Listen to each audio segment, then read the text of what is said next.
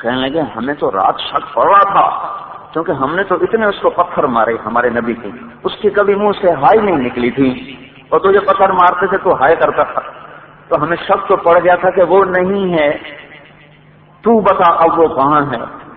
کہ میں کوئی ٹھیکیدار ہوں، اب مجھے کیا پتا، جاؤ ڈھونڈو۔ تو اس طرح اللہ نے چھپایا۔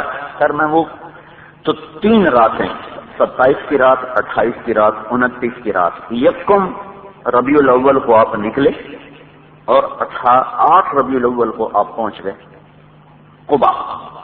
2 ہفتے قیام کیا، مسجد بنائی۔ 22 ربیع الاول کو آپ وہاں سے چلے، جمعے کا دن تھا، پہلا جمعہ بنو سالم کی مسجد میں پڑھایا۔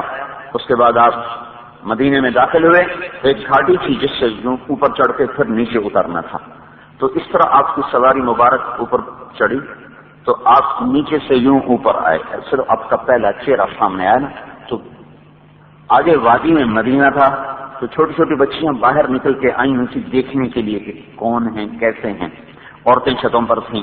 تو جو ہی آپ نیچے سے یوں بلند ہوئے تو بے ساختہ بیک وقت ان سینکڑوں بچیوں کے منہ سے نکلا طلع البدر علینا من ثنیات الوداع، وہ 14ویں کا چاند نکل آیا۔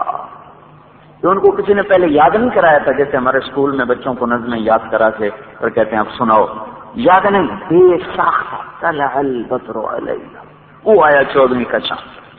وجب الشکر علینا ما دعا للہ داعی، ہم پر اللہ کا شکر واجب ہو۔ 10 برس آپ نے قیام فرمایا، اللہ تبارک و تعالیٰ نے مکہ فتح کروایا، عرب سارے کا سارا مسخر ہوا۔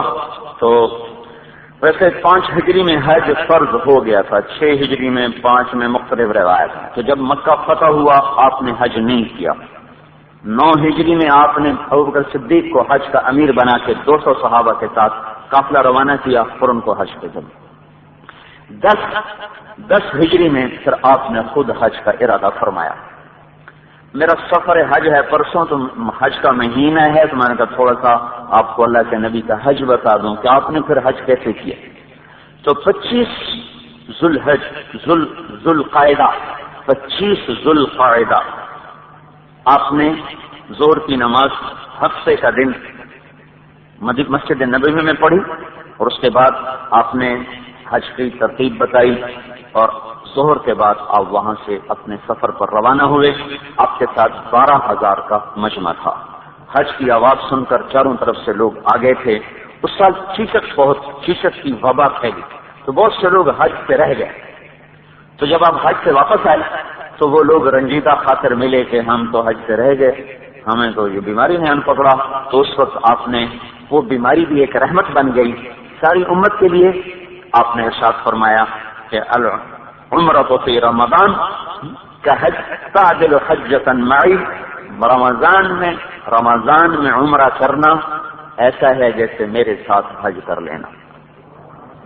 تو اس بیماری کے صدقے میں ساری امت کو یہ فضیلت ملی کہ رمضان میں عمرہ ایسا جیسے اللہ کے نبی کے ساتھ حج کر لیا، کوئی آج کا رمضان ہو یا آئندہ کا یا پہلی صدی کا۔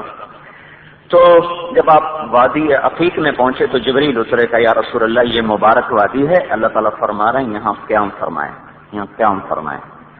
تو آپ نے وہاں رات قیام فرمایا، عصر، مغرب، عشاء، فجر کی نماز آپ نے وہاں ادا فرمائی۔ فجر کے بعد آپ نے وہاں غسل فرمایا، آپ کے لیے پانی تیار کیا گیا جس میں بیری کے پتے ڈالے گئے اور ختمی، وہ بھی ایک جڑ ہوتی ہے، وہ ڈالی گئی، وہ صابن کا کام بھی دی، اس کو ابال کر وہ اندر ہی صابن تیار ہو گیا، اس سے آپ نے غسل فرمایا۔ اور فرماتے ہیں ہم دیکھ رہے تھے صحابہ کہ آپ اپنے بالوں کو اپنے ساری انگلیوں سے اس طرح کر رہے تھے، آپ لگا رہے تھے اس میں سے میل تو آپ کو ہوتا ہی نہیں تھا، آپ پہ میل کبھی نہیں آیا، نہ کبھی جوں پڑی نہ کبھی میل، تو گرد و غبار جو مٹی کا ہوتا تھا وہ آپ نے پھر صاف کر رہے ہیں، غسل فرمایا۔ یہاں رات کو حضرت اسماء بنت عمیش رضی اللہ تعالیٰ عنہا، ابو بکر رضی اللہ تعالیٰ عنہ کی بیوی، ان کا بیٹا پیدا ہوا، اس کا نام محمد رکھا گیا۔ تو آپ نے ارشاد فرمایا کہ بس عمرے کی نیت چھوڑ دے، خالی حج کا احرام باندھ لے اور جا کر بیت اللہ کا طواف نہیں کرے گی۔ تو وہاں سے جب آپ روانہ ہوئے تو ظہر کی نماز آپ نے پڑھی، اور اس کے بعد آپ سواری پر سوار ہوئے اور آپ نے کہا لبیک اللہم لبیک، آپ نے